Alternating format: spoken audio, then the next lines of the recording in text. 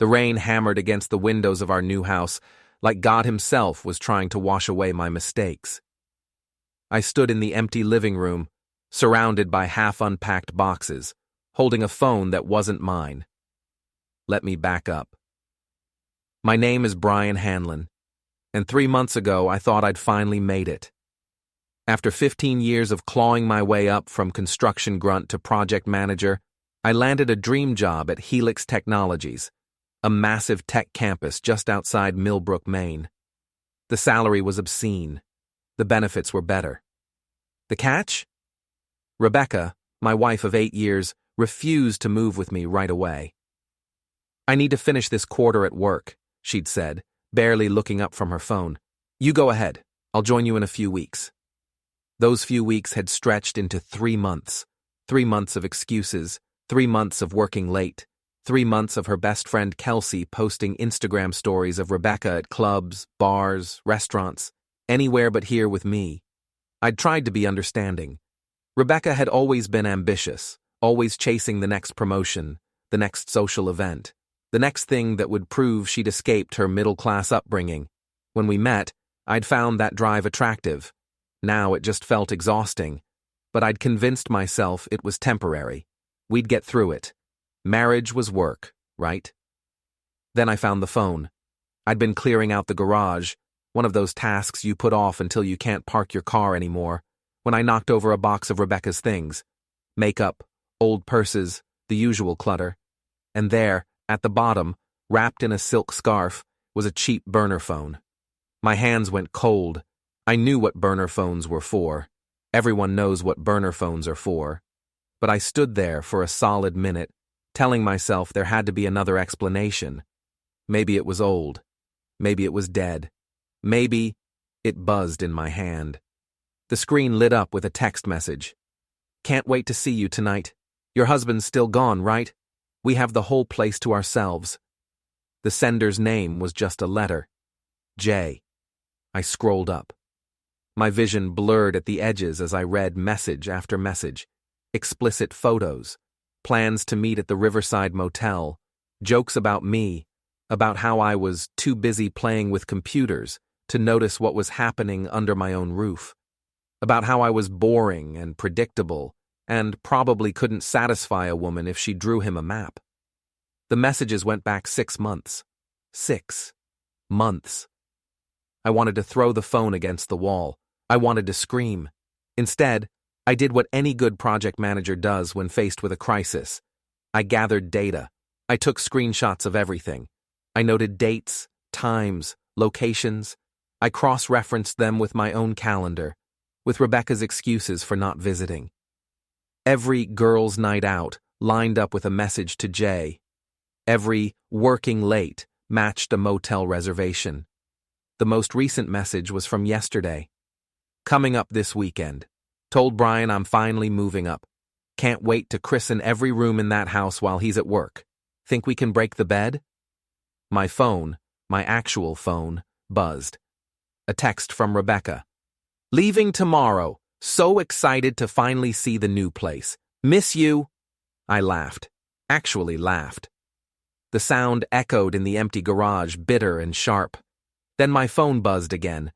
This time it was a video file from an unknown number, but the preview showed Kelsey's face, Rebecca's best friend, the one who documented everything for her social media followers.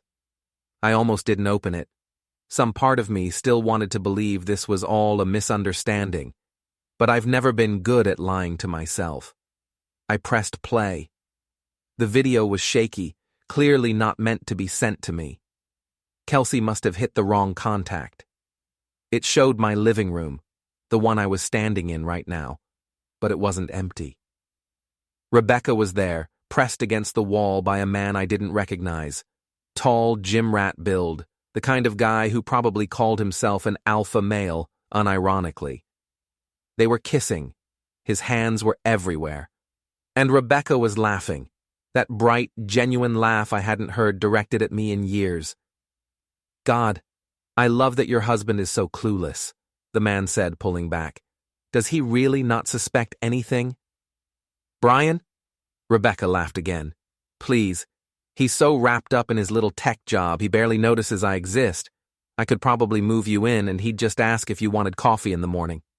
Poor bastard, the man said, but he was smiling. Poor rich bastard, Rebecca corrected. That salary is the only interesting thing about him anymore. Once I've got my name on the house and the accounts, I'm done. The video ended.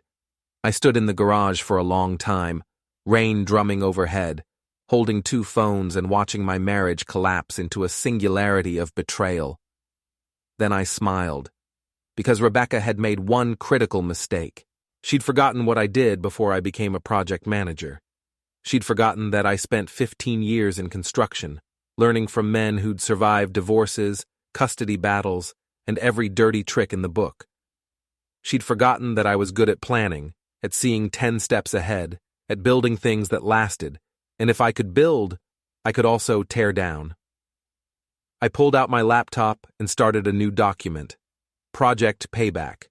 By the time the sun set, I had a plan. It was detailed, methodical, and absolutely brutal. No violence. I wasn't going to jail for these people. No illegal activity. I wasn't giving them ammunition. Just pure, strategic demolition of everything they'd built on the foundation of my trust. My phone buzzed again. Rebecca. Can't wait to see you tomorrow. I've really missed you, honey. I typed back, me too, can't wait. Then I added a note to my document. Phase 1, let them get comfortable. I was going to enjoy this. Rebecca arrived on a Saturday afternoon, her car packed with suitcases and shopping bags. I watched from the window as she parked in the driveway, checking her makeup in the rearview mirror before getting out. Brian, she called, all smiles and waving. Come help with the bags. I plastered on my best welcoming smile and headed outside. Hey, how was the drive? Long, she said, kissing my cheek. The same lips that had been on Jay just days ago. But I'm here now. God, this place is bigger than I expected. Wait until you see inside, I said, grabbing suitcases. I think you'll love it. I'd spent the last 24 hours preparing. The house was spotless. I'd bought flowers, stocked her favorite wine, even made dinner reservations at the nicest restaurant in town. I was going to be the perfect husband, because the higher I built her expectations, the further she'd fall. We spent the afternoon unpacking, Rebecca chattering about her job, her friends, the crazy traffic. She didn't mention Jay. She didn't mention Kelsey's video. She just played the role of loving wife, and I played along.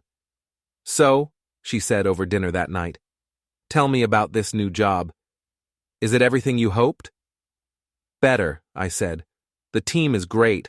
My boss actually appreciates good work, and the security chief, Frankie, has become a good friend. This was true.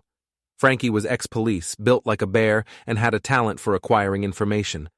When I'd mentioned I was having marital concerns, he'd offered to help without asking questions. Good guy. That's wonderful, Rebecca said, reaching across the table to squeeze my hand. I'm so proud of you. The lie was so smooth, so practiced, I almost believed it myself. What about you? I asked. How's work?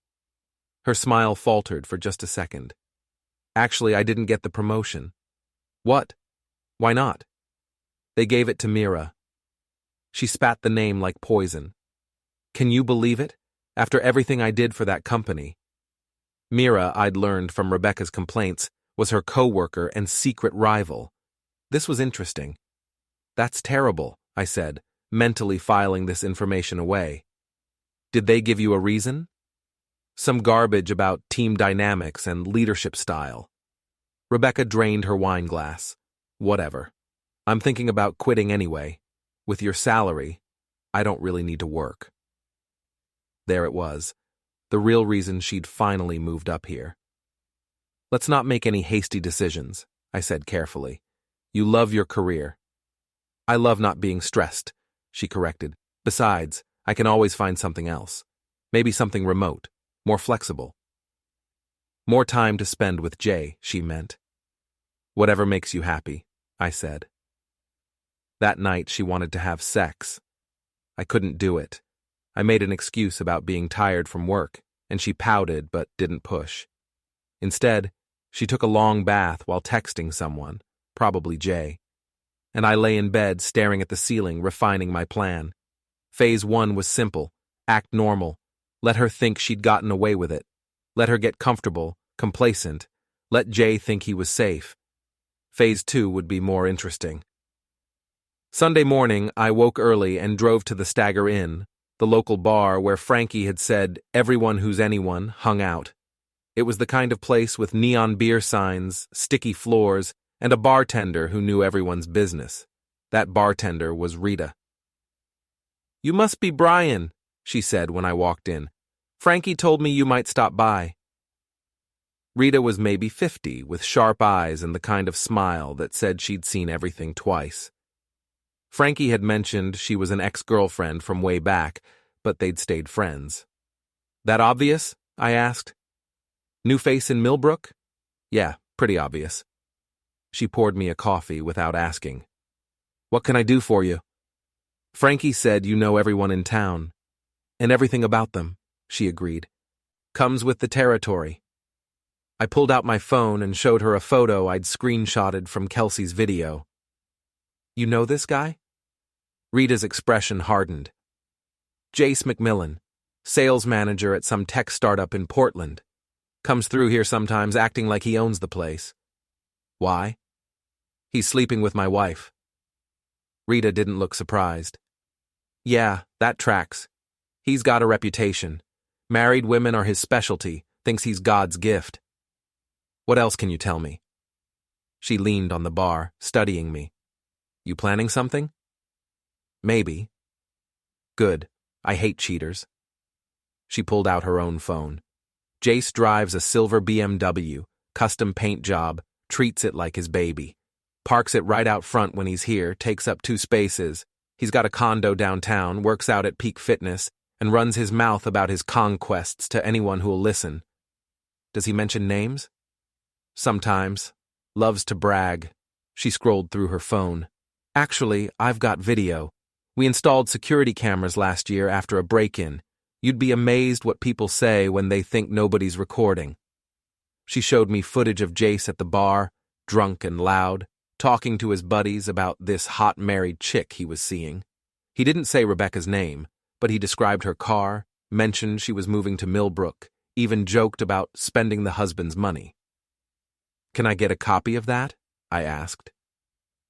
"Already sent it to Frankie." Rita smiled. "Anything else you need?" "How do you feel about being a co-conspirator in a revenge plot?" "Honey, it's Sunday morning and I'm already bored. I'm in." I spent the next hour telling Rita everything. She listened, nodded, and occasionally added suggestions that were delightfully vindictive. "You know what you need," she said finally. "A public humiliation. Something that hits them where it hurts, their reputations. Jace thinks he's hot stuff, and your wife clearly cares about appearances. Take that away, and they've got nothing." "I'm open to ideas." "Millbrook Fall Festival is in 2 weeks, Rita said. "Biggest event of the year. Everyone comes. There's a big screen in the square for showing old movies. If someone were to say, accidentally play the wrong video..." I grinned. "I like the way you think." When I got home, Rebecca was on the phone, laughing. She quickly hung up when she saw me. "Who was that?" I asked casually. "Just Kelsey. She wants to visit next month." "That'd be nice," I lied. That afternoon, we drove around Millbrook so I could show Rebecca the town.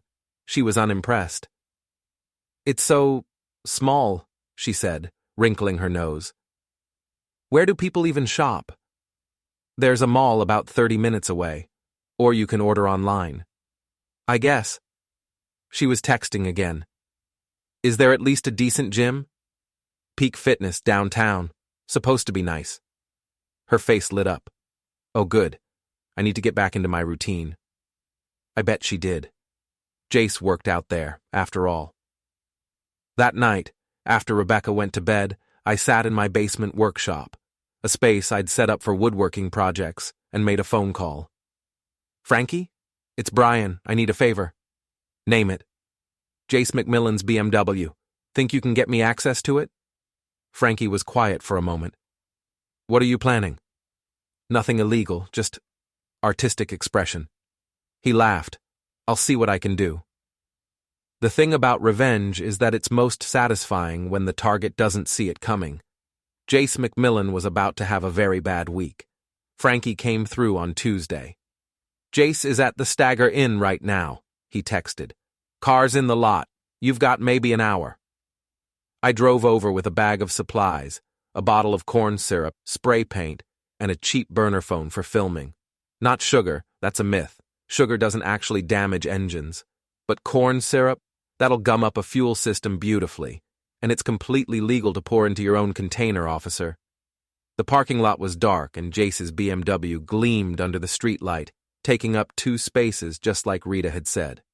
I checked my surroundings. No cameras pointed this way, no witnesses, and got to work. The corn syrup went into the gas tank. The spray paint went across the hood in big, dripping letters. Cheater. I stood back to admire my work, then filmed it from multiple angles. The video went to a new email account I'd created, then to Kelsey's phone via an anonymous message. Thought you'd want to see this.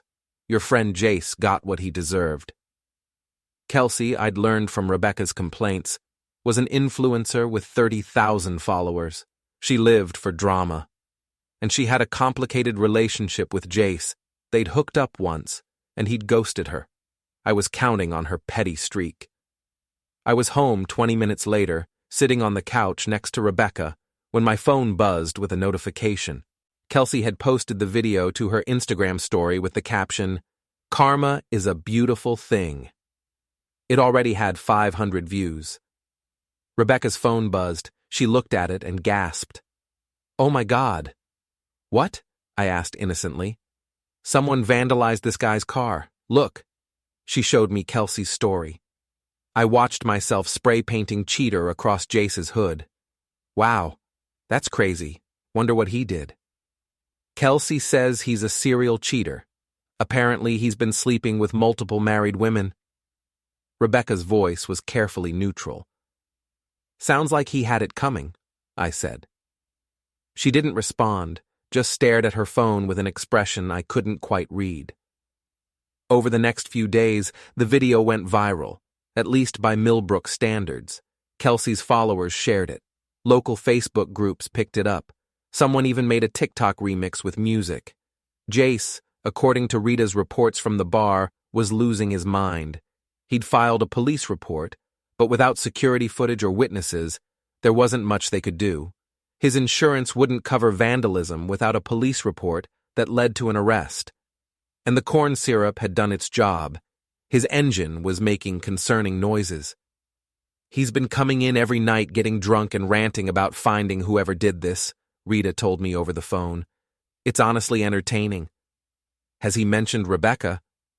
Not by name, but he keeps checking his phone and looking nervous. I think he knows he's exposed. Perfect.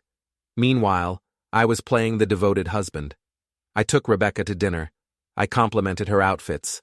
I asked about her day, and I watched as she got more and more anxious, constantly checking her phone, jumping at every notification. She was texting Jace, I knew, probably trying to figure out if they'd been caught. If I knew, let her wonder. On Friday, Rebecca announced she was going to check out Peak Fitness. Want to come? She asked. Can't. Big meeting at work. But have fun. She was gone for 3 hours.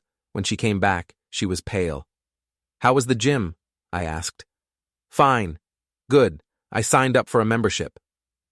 Great. Maybe I'll join too. We could work out together. No. She caught herself. I mean, you're so busy with work. I don't want to take up your time. It's never a waste of time to spend it with you, I said, kissing her forehead. She flinched. That night, I heard her crying in the bathroom. I didn't ask why. Saturday morning, I got a text from Frankie. You need to see this. He sent me security footage from the Helix Technologies parking lot. It showed Jace's BMW pulling in. Apparently, he'd gotten it running again, and Jace getting out. He looked around nervously, then walked toward the building. He's here? I texted back. Came to see you.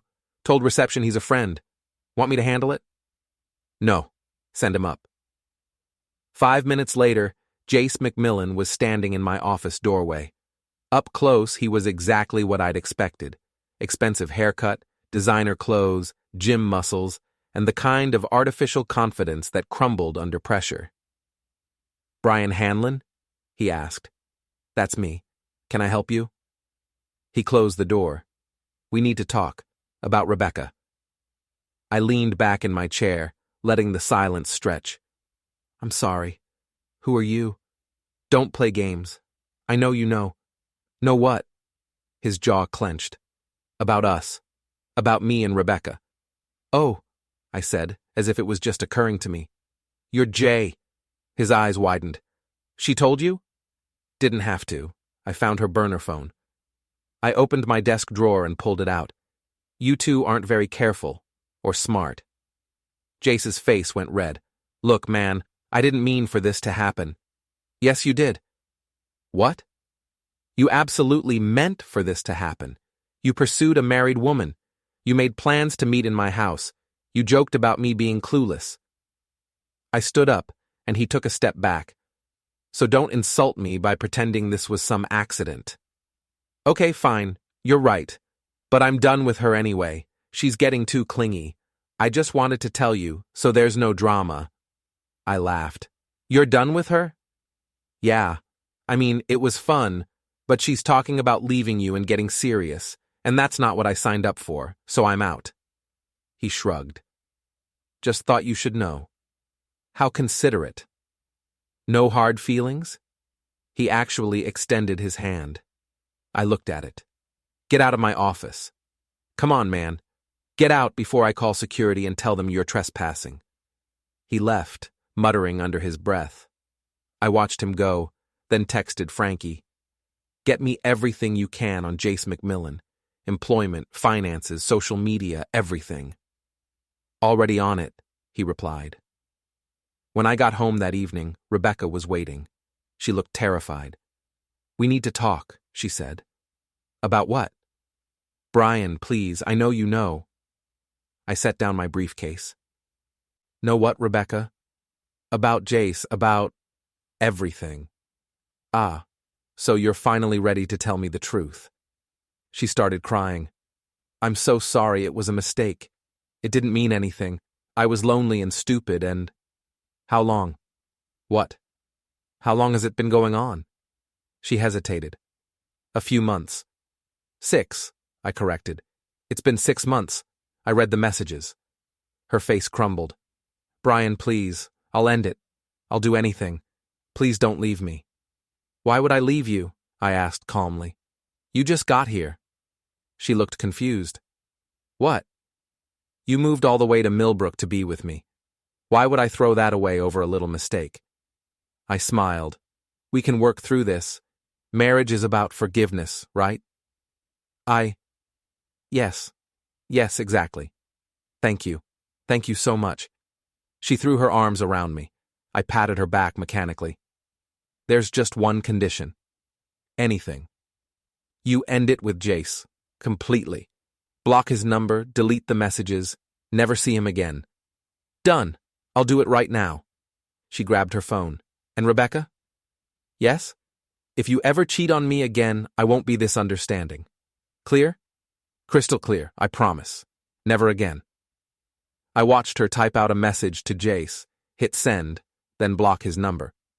She showed me the screen like a child seeking approval. Good, I said. Now let's have dinner. I'm starving. She practically skipped to the kitchen, relieved and grateful. I sat down and added a note to my Project Payback document. Phase 2 complete. They think they're safe. Time for Phase 3. The Millbrook Fall Festival was exactly the kind of small-town event Rebecca hated. Craft booths, bake sales, a petting zoo, and a stage where local bands played covers of covers. But I'd insisted we go, playing the role of husband who wanted to show off his wife to his new community. Everyone from work will be there, I'd said. It'll be good for us to be seen together, show we're a strong couple. She'd agreed, probably relieved I was still playing along with her redemption arc. What she didn't know was that I'd spent the last week coordinating with Rita, Frankie, and, surprisingly, Kelsey. Kelsey had reached out after the car incident, suspicious about how I'd gotten the video. One honest conversation later, and she was fully on board with destroying Rebecca and Jace. Turned out Rebecca had been a terrible friend for years, and Kelsey was tired of being used for social media content. Plus, she'd said, Jace ghosted me after we hooked up. I want him humiliated. Revenge makes strange bedfellows. The festival was packed. Rebecca clung to my arm, smiling at my coworkers, playing the perfect wife. I introduced her to Frankie, who gave me a subtle thumbs up, and to my boss, who seemed charmed by her. You're a lucky man, he told me. I really am, I agreed, squeezing Rebecca's hand. As the sun set, people gathered in the town square for the outdoor movie screening. This year's feature was supposed to be It's a Wonderful Life, a classic choice. Rita had other plans. She'd befriended the AV volunteer, a kid named Tommy who ran the projection system. One sob story about her cheating ex and $100 bill later, Tommy had agreed to play a special video before the movie started. Just for a minute, Rita had promised, as a public service announcement about infidelity. The screen flickered to life. The crowd quieted. And there, in high definition, was Kelsey's video of Rebecca and Jace in my living room. The audio was crystal clear. God, I love that your husband is so clueless. Brian, please, he's so wrapped up in his little tech job, he barely notices I exist. Poor bastard. Poor rich bastard. That salary is the only interesting thing about him anymore. The crowd gasped. Heads turned. People started whispering, pointing. Rebecca's hand went limp in mine. Brian, I can... Shh, I said. I want to hear this part. On screen, Jace said, So when are you leaving him? Soon, Video Rebecca replied. Once I've got my name on everything, the house, the accounts, all of it, then I'm done. The crowd's whispers turned to murmurs of outrage. Oh my God, someone said loudly. That's Brian's wife. Rebecca tried to pull away, but I held her hand tight. Stay, I whispered. You wanted to be seen. Let's be seen. The video ended. The screen went black. Then it flickered again, and new footage appeared. Security camera video from the Stagger Inn, showing Jace bragging about his conquest to his buddies. She's moving to Millbrook, which is perfect, Video Jace said. Her husband just got this huge job, so she'll have plenty of money to spend on me, and he's so busy I can visit whenever I want. His friends laughed. One of them said, You're going to hell, man. Worth it, Jace replied. The crowd was no longer whispering. They were shouting, That's disgusting! Poor Brian. What a piece of trash. Rebecca was crying now, trying to hide her face. My coworkers were staring. My boss looked horrified. The screen went black again, and this time it stayed black. Tommy had done his job. Oops, Rita's voice came over the loudspeaker. Technical difficulties, folks. We'll get that movie started in just a minute. But the damage was done. People swarmed us. My coworkers offered sympathy. Strangers patted my shoulder, and Rebecca stood frozen, exposed, destroyed. I think we should go, I said loudly enough for people to hear. My wife isn't feeling well. We walked to the car in silence. Behind us, I could hear the gossip exploding. Did you see her face? I can't believe she said those things. And that guy, what a creep. Brian seems so nice too. He deserves better. In the car, Rebecca finally spoke. You did this. Did what? Don't play dumb. You planned this. You humiliated me in front of the entire town. I humiliated you. I kept my voice calm. Rebecca, you humiliated yourself. I just made sure people knew who you really are. You bastard. You said you forgave me. I lied. I pulled out of the parking lot. Just like you've been lying for 6 months. This isn't over, she hissed. I'll make you pay for this. I'll take everything, the house, the money, all of it. My lawyer will destroy you." "Your lawyer?" I laughed. "With what money? You quit your job, remember? And I've already moved our joint accounts into my name only. You're broke." Her face went white. "You can't do that." "Actually, I can. I consulted with 3 lawyers before you even moved up here. Everything's in my name. The house, the cars, the accounts. You have no legal claim to any of it." "That's not fair." "Neither is cheating on your husband and planning to rob him blind." She was silent for a long moment. Then she said quietly, "What do you want?" "I want you out of my house by tomorrow. I want a divorce. And I want you to disappear from my life." "And if I don't?" "Then phase 4 begins, and trust me, you don't want that." She didn't ask what phase 4 was. Smart. When we got home, she went straight to the bedroom and started packing. I sat in the living room, listening to her cry, and felt nothing. My phone buzzed. A text from Frankie. "Jace just showed up at the Stagger Inn. Looks pissed. Want me to keep an eye on him?" "Please," I replied. 10 minutes later, "He's asking about you. Wants to know where you live. Rita told him to get lost, but he's getting aggressive. Should I step in?" "Not yet. Let him make the first move." I knew Jace would come. Men like him always did. They couldn't stand being humiliated, and they always blamed everyone but themselves. Sure enough, 20 minutes later, headlights swept across the living room.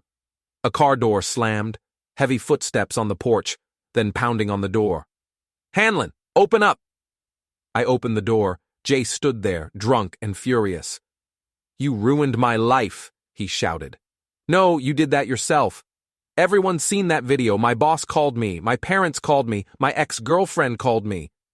"Sounds like you're having a rough night." He lunged at me. I sidestepped, and he crashed into the doorframe. Before he could recover, Frankie appeared behind him. I'd texted him our address earlier and grabbed Jace by the collar. "Time to go, buddy," Frankie said. "Get off me." Jace struggled, but Frankie was twice his size. "You're drunk, you're trespassing, and you're about to get arrested if you don't leave right now." Jace looked at me, hatred burning in his eyes. "This isn't over." "Yeah, it is," I said. "Go home, Jace. Move on. Find another married woman to prey on. Just stay away from me and mine." Frankie dragged him back to his car. I watched them go, then closed the door. Rebecca was standing at the top of the stairs, suitcases in hand. "I'm leaving tonight," she said. "Good. I'll be back for the rest of my things. Take them now. I'm having the locks changed tomorrow." She stared at me. "I really loved you, you know. At the beginning." "I know," I said. "That's what makes this so sad." She left without another word. I stood in the empty house, surrounded by silence, and felt the weight of the last few months lift off my shoulders. Then my phone buzzed. A text from an unknown number. "You think you've won? Think again." I showed it to Frankie, who'd come back inside. "Jace?" he asked. "Probably. Or Rebecca." "Want me to trace it?" "No. Let them have their tantrum. It's over." But I was wrong. It wasn't over. Not yet. The next week was quiet. Too quiet. Rebecca had moved back to the city, staying with Kelsey, who'd immediately kicked her out after 2 days, posting a public Instagram story about toxic friends who use people. Rebecca's parents had called, demanding I stop this nonsense, but I'd calmly explained their daughter had committed adultery and fraud, and if they called again, I'd forward them the evidence. They didn't call again. Jace had disappeared from social media. According to Rita's sources, he'd been fired from his job after the video went viral, and his boss learned he'd been using company time and resources to pursue affairs. I should have been satisfied. The revenge was complete. They were both ruined, humiliated, and out of my life. But then Mr. Tisdale knocked on my door. Mr. Tisdale was my elderly neighbor, a retired engineer who spent his days tinkering with electronics and watching the neighborhood with the dedication of a Cold War spy. "Brian," he said, looking nervous, "I need to show you something." He led me to his house and into his living room, where he had a baby monitor set up, pointed at my house. "Before you get upset," he said quickly, "I'm not spying on you.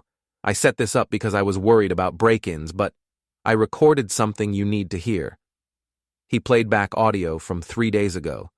Rebecca's voice, crystal clear. "I'm telling you, we can still fix this. We just need to make it look like he abused me." Jace's voice. "How?" "Bruises, photos, testimony from my friends. We say he's been violent for months, that the whole revenge thing was him trying to control me. Will that work? It'll be his word against mine. And after everything he did, people will believe me. We can take him for everything." My blood ran cold. "There's more," Mr. Tisdale said, fast-forwarding. Rebecca again. "I've already talked to a lawyer. If we can prove abuse, I get the house, alimony, everything. And he might even go to jail." Jace laughed. "You're evil. I love it." "So you're back in? If it means taking that smug bastard down, hell yes." The recording ended. "When was this?" I asked. 3 days ago. They were in your driveway, talking by her car. I didn't realize what they were planning until I played it back." Mr. Tisdale looked genuinely distressed. "I'm sorry, Brian. I should have told you sooner." "It's okay, thank you for showing me."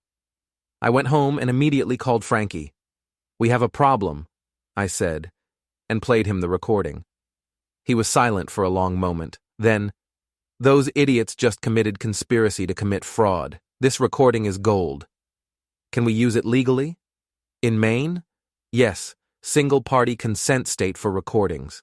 And Mr. Tisdale's property, his right to record. But Brian, if they're planning to fake abuse, you need to protect yourself now." "How?" "Security cameras, everywhere, inside and outside your house. And you need to document everything. Where you go, who you're with, all of it. If she comes back and tries to set you up, you need proof you weren't there." I spent that afternoon installing cameras. Frankie helped, along with Rita, who'd closed the bar for the day just to assist. "I can't believe they're actually trying this," Rita said, mounting a camera by the front door. "Don't they realize they're already caught?" "Desperate people do stupid things," Frankie said. That night, I got a text from Rebecca. "I'm coming by tomorrow to get my things. I'll be there at noon." "Fine," I replied. "I'll be at work." But I wouldn't be. I'd be at Rita's bar, surrounded by witnesses, with my phone's GPS tracking my location, and the cameras would record everything Rebecca did. The next day, I sat at the Stagger Inn, laptop open, watching the camera feeds on my phone. At 11:45, Rebecca's car pulled into my driveway. She got out, looked around, then went inside using a key I'd forgotten to get back. For 20 minutes, she just packed boxes. Normal stuff. Then Jace showed up. "Here we go," Frankie muttered. He was sitting next to me, also watching. On camera, Jace and Rebecca talked. We couldn't hear them. I hadn't installed audio inside, didn't want to risk any legal gray areas. But their body language was clear. They were arguing. Then Rebecca did something that made my stomach drop. She pulled out her phone, positioned herself by the wall, and started hitting herself. Not hard, but enough to leave marks. She took photos after each hit. "Oh, you idiot," Rita breathed. Jace looked uncomfortable. He said something, and Rebecca snapped at him. Then she handed him her phone and positioned herself again. He hesitated, then took photos while she arranged herself in various, distressed poses. They were creating evidence of abuse that never happened, and they were doing it on my cameras. "That's enough," Frankie said. "I'm calling this in." "Wait," I said. "Let them finish." "Brian, if we stop them now, they'll just say they were rehearsing for a play or something. Let them commit fully. Then we have them." Frankie didn't like it, but he waited. Rebecca and Jace spent another 30 minutes staging photos. Then they left, looking satisfied. I immediately downloaded all the footage and sent copies to my lawyer, to Frankie, and to a secure cloud storage. Now what? Rita asked. Now we wait for them to make their move. I didn't have to wait long. That evening, I got a call from a Millbrook police officer. Mr. Hanlon, this is Officer Peterson. We've received a complaint from your wife alleging domestic violence. I need you to come down to the station. Of course, I said calmly. I'll be right there. At the station, Officer Peterson, a tired-looking woman in her 40s, led me to an interview room. Your wife claims you've been physically abusive for months, she said. She has photos of bruises, testimony from friends, and she's requesting a restraining order. I see, I said. Can I show you something? I pulled out my laptop and played the camera footage. Officer Peterson watched in silence as Rebecca hit herself, posed for photos, and directed Jace like a photographer. When it ended, Officer Peterson sat back. Well, that's clear. I have more, I said, and played Mr. Tisdale's audio recording. Officer Peterson's expression went from surprised to angry. They're trying to frame you. Yes, this is conspiracy to commit fraud, filing a false police report, and attempted perjury. She stood up. Wait here. 20 minutes later, I was released. An hour after that, Rebecca and Jace were arrested. The charges were serious: conspiracy to commit fraud, filing a false police report, and attempted extortion. Bail was set high. Rebecca's parents refused to pay it. Jace's family had already disowned him. They sat in jail for 3 days before accepting a plea deal. Guilty pleas in exchange for probation, community service, and permanent restraining orders keeping them away from me. The divorce was finalized a month later. Rebecca got nothing. The prenup I'd insisted on before we married held up, and her infidelity voided any claim to alimony. Jace moved to another state. Last I heard, he was working retail and living with his parents. Rebecca moved back in with her parents. Kelsey posted a video about their falling out that got 2 million views. Rebecca's reputation was destroyed beyond repair, and me? I kept my job, my house, and my dignity. 3 months after the arrests, I was sitting at the Stagger Inn on a Friday night, nursing a beer and watching the Bruins game with Frankie and Rita. You ever hear from her? Rita asked. Rebecca? No, the restraining order's still active. Good, you're better off. Damn right, Frankie agreed. You dodged a bullet, man. I smiled. More like I dodged a whole firing squad. The bar door opened, and a woman walked in.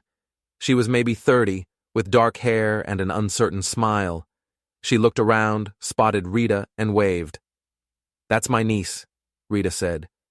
Sarah, just moved to town for a teaching job. Sarah, over here. Sarah came over and Rita made introductions. Sarah, this is Brian. He's one of the good ones. Nice to meet you, Sarah said, shaking my hand. Likewise. We talked for a few minutes. She was smart, funny, and refreshingly normal. When she left to meet friends, Rita gave me a knowing look. Don't even start, I said. I'm just saying, you're single now. She's single. You're both adults. I just got divorced. 3 months ago. That's practically a lifetime in divorce years. Frankie laughed. Rita's got a point. I shook my head, but I was smiling. Maybe Rita was right. Maybe it was time to move on. My phone buzzed. A text from an unknown number. You ruined my life. I'll never forgive you. I showed it to Frankie. Rebecca or Jace? Does it matter? Not really. I blocked the number and deleted the message. You're not worried? Rita asked. About what? They're on probation. If they come near me, they go to jail. And I've got cameras everywhere now. I'm untouchable. Still, be careful. Always am. But I wasn't careful enough.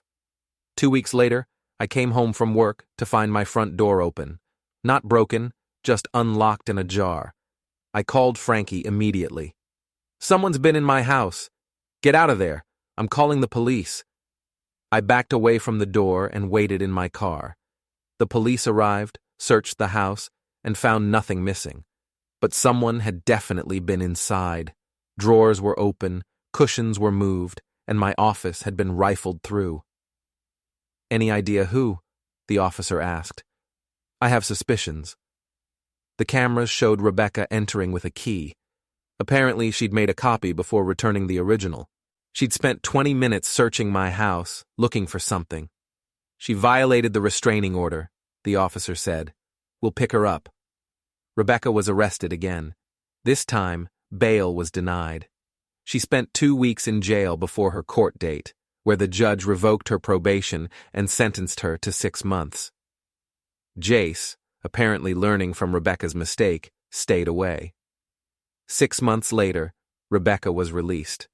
I heard through the grapevine that she'd moved to Florida, changed her name, and was working as a waitress. I never heard from her again. Jace, according to Frankie's sources, had gotten into more trouble. Another affair, another angry husband, another public humiliation. Some people never learn. As for me, I kept working, kept living, kept moving forward. Rita's niece Sarah and I started dating. It was slow, careful, and healthy. Everything my marriage to Rebecca hadn't been. 1 year after the divorce, Sarah moved in. We were sitting on the porch, watching the sunset, when she asked, "Do you ever regret it? The revenge, I mean?" I thought about it. "No, they tried to destroy me. I just returned the favor." "Doesn't it bother you? What happened to them?" "They made their choices. I just made sure there were consequences." She nodded. "Fair enough." We sat in comfortable silence.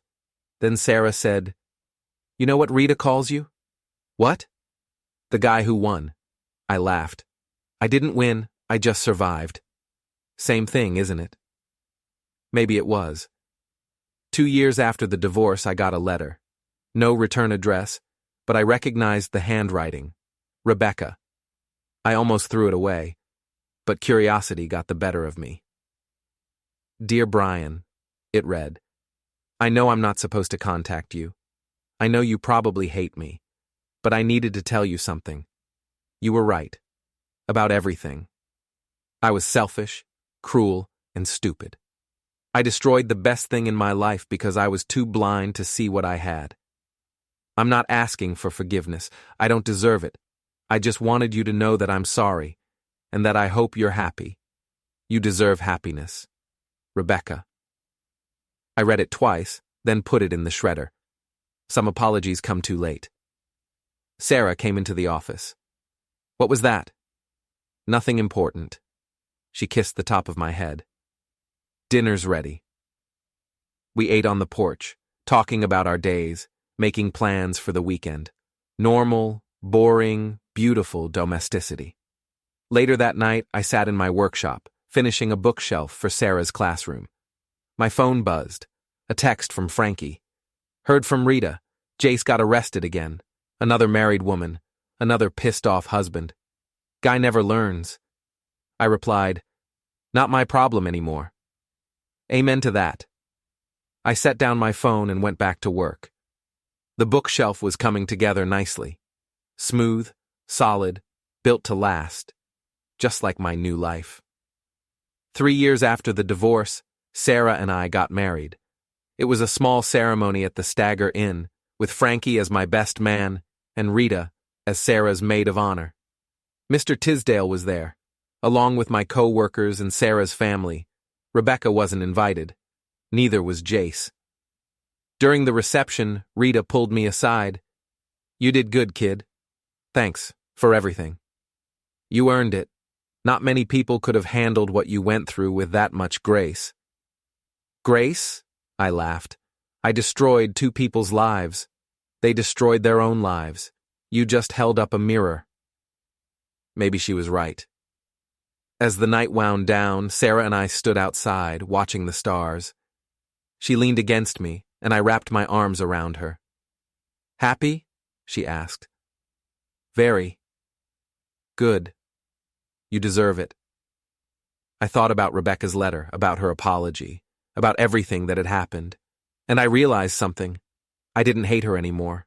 I didn't feel anything for her at all. The revenge had been satisfying, yes. But this quiet, simple happiness was better. "What are you thinking about?" Sarah asked. "How lucky I am." "Damn right you are." She kissed me. "Come on, let's go home." We drove back to our house, not mine and Rebecca's, but ours. And I realized something else. I'd won. Not because I'd destroyed Rebecca and Jace. Not because I'd gotten revenge. But because I'd survived, rebuilt, and found something better. The revenge had been the end of one chapter. This was the beginning of another. And this chapter was going to be good. 4 years after the divorce, I got a phone call from a number I didn't recognize.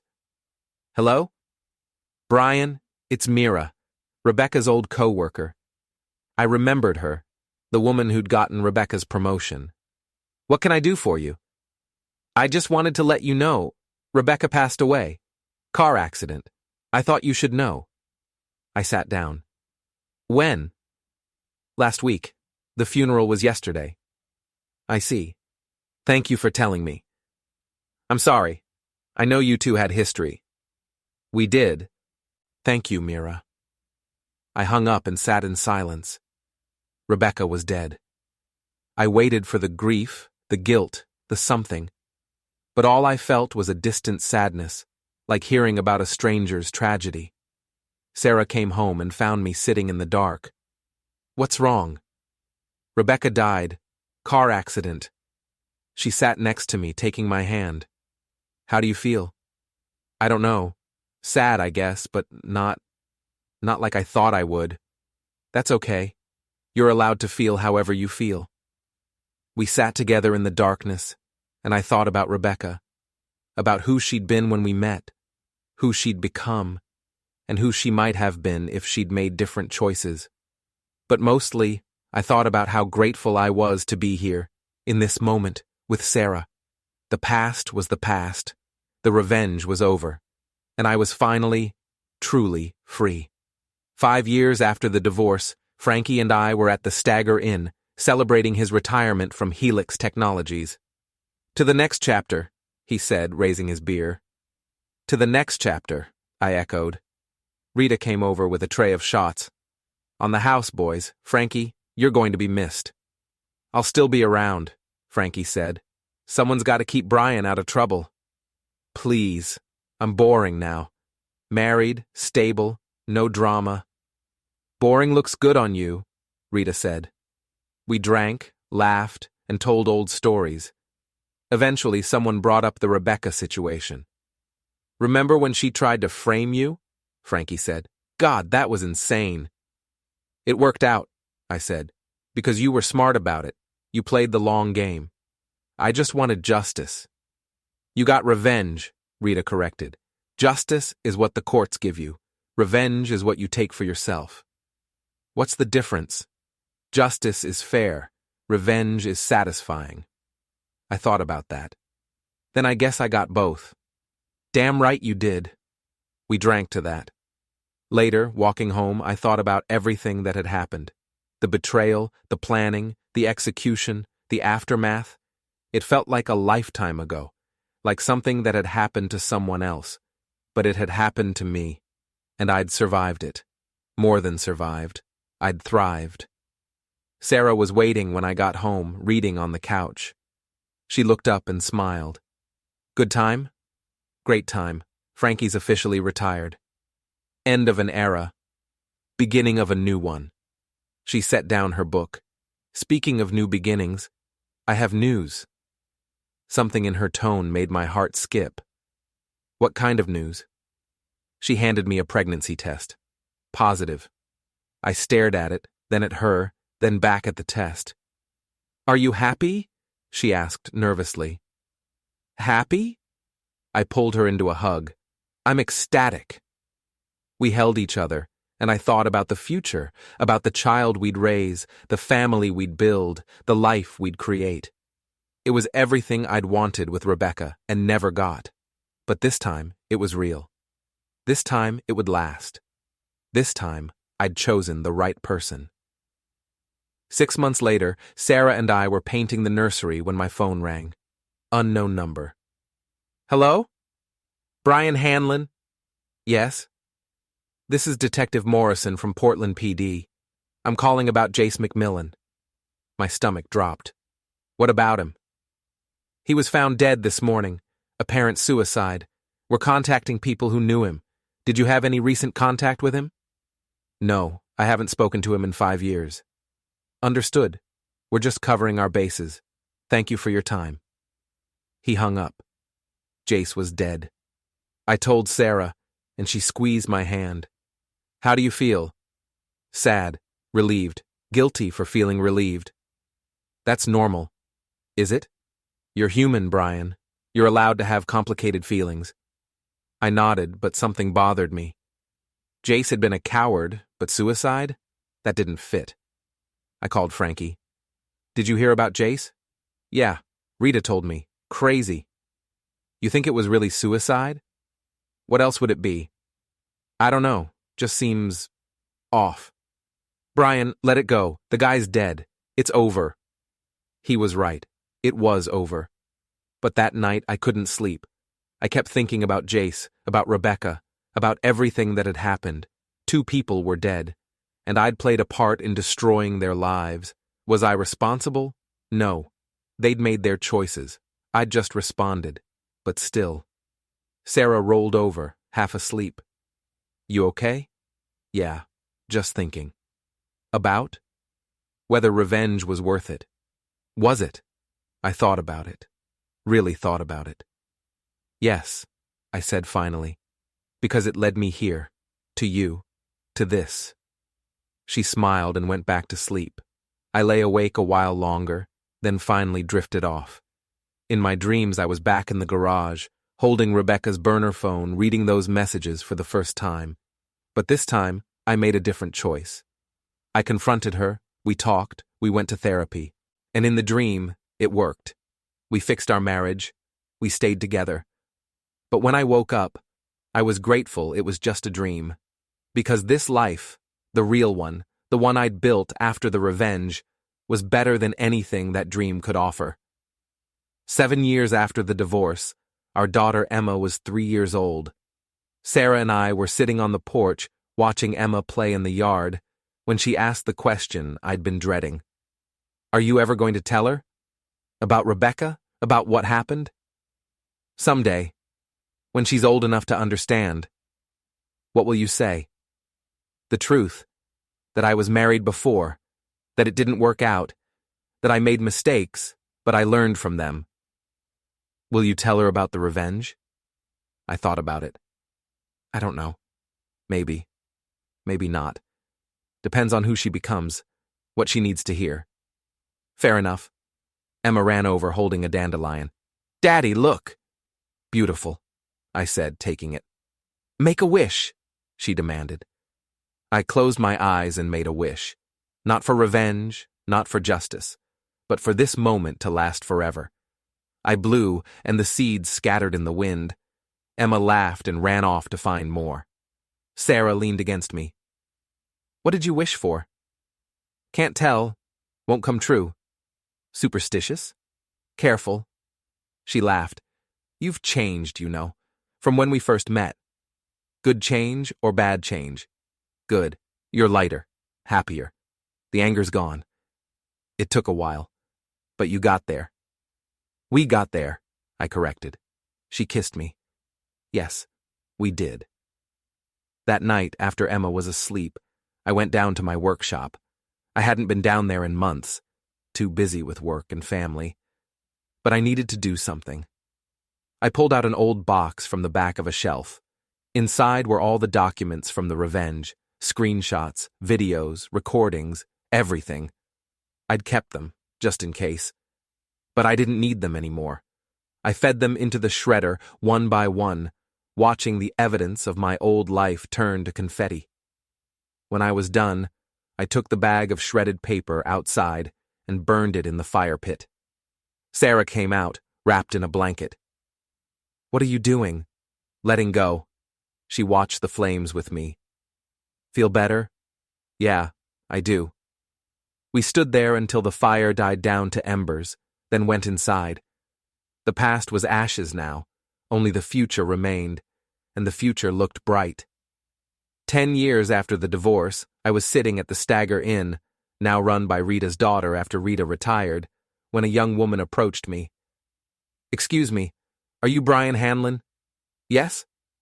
"I'm Kelsey's sister. She wanted me to give you this." She handed me a letter. I opened it. Kelsey's handwriting, shaky and weak. "Brian, I'm dying. Cancer. Don't bother replying. I'll be gone by the time you read this. I just wanted to say thank you for showing me what real friendship looks like, for treating me with respect when Rebecca never did, for giving me the courage to stand up for myself. I know the revenge was brutal, but it was also necessary. Some people need to face consequences. I hope you're happy. You deserve it. Kelsey." I folded the letter and put it in my pocket. "She talked about you a lot," Kelsey's sister said. "Said you were one of the good ones." She was too. She wanted you to have this. She handed me a thumb drive. Videos from back then. She thought you might want them. For your records. I took it. "Thank you." She left, and I sat alone, holding the thumb drive.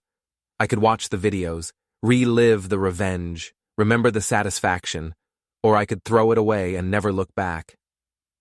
I ordered another beer and thought about it. By the time I finished the beer, I'd made my decision.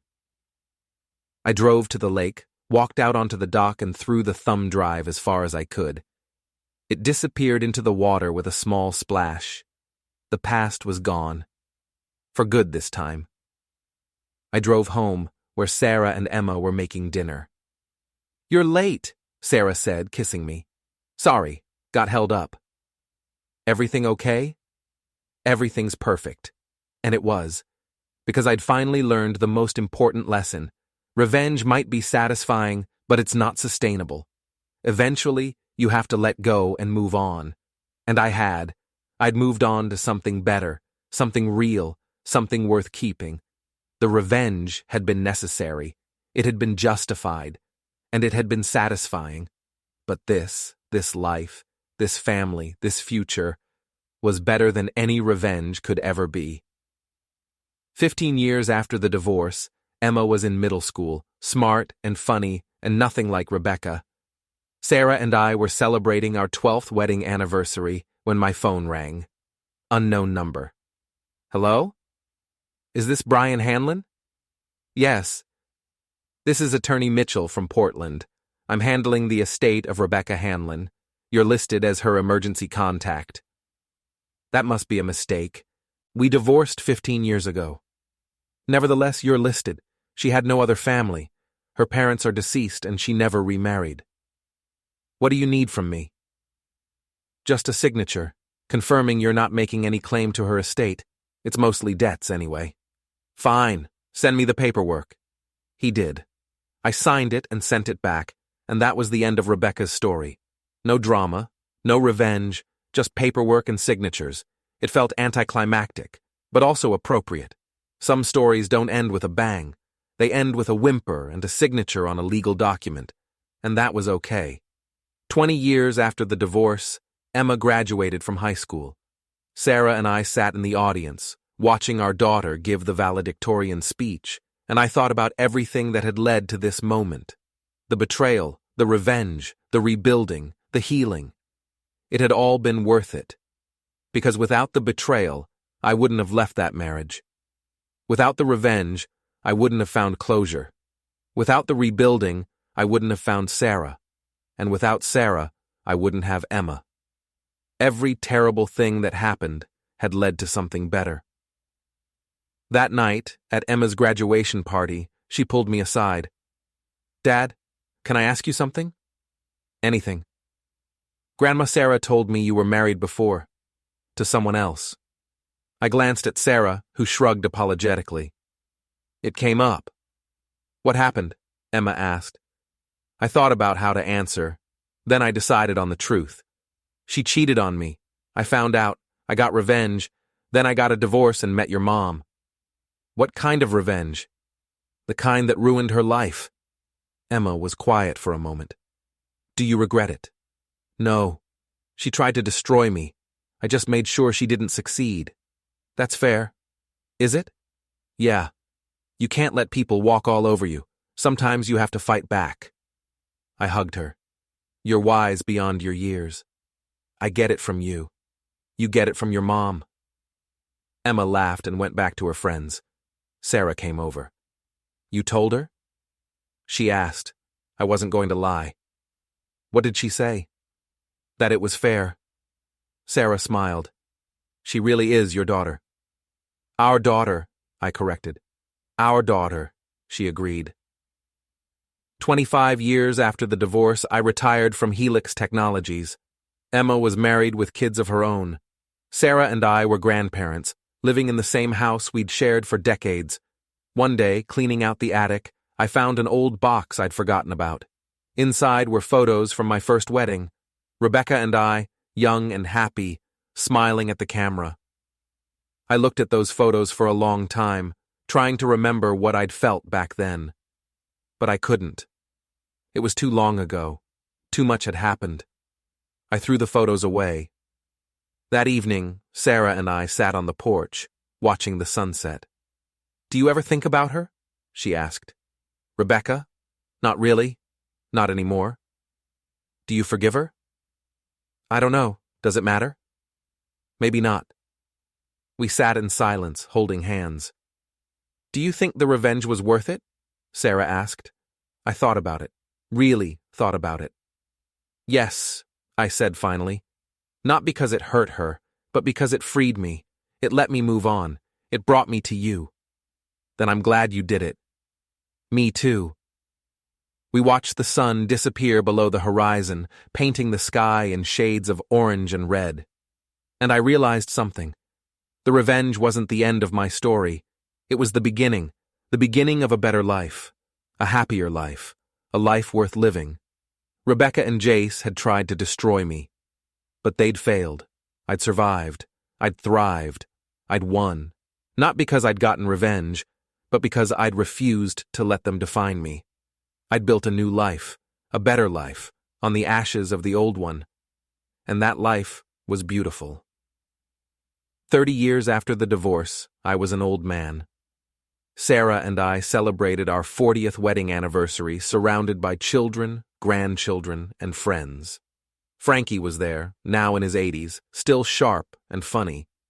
Rita had passed years ago, but her daughter ran the Stagger Inn and catered the party. At one point, Frankie pulled me aside. You ever think about the old days? He asked. Sometimes, less and less, though. Any regrets? About the revenge? No. About the marriage? Sometimes. I wasted 8 years on someone who didn't love me. But you got 40 years with someone who did. That's not a bad trade. No, it's not. We stood together watching the party, two old men reflecting on lives well lived. You did good, Brian, Frankie said. You took a bad situation and turned it into something beautiful. We all did. You, Rita, Sarah. I couldn't have done it alone. Maybe, but you had the courage to start. That counts for something. Later that night, after everyone had gone home, Sarah and I sat on the porch one last time. Happy? She asked. Incredibly. Me too. We held hands and watched the stars, two people who'd found each other in the aftermath of betrayal and built something lasting. The revenge was ancient history now, a story I sometimes told, a memory that had lost its sting. What mattered was this: the life we'd built, the love we'd shared, the family we'd created. That was the real victory, not the revenge, but the life that came after.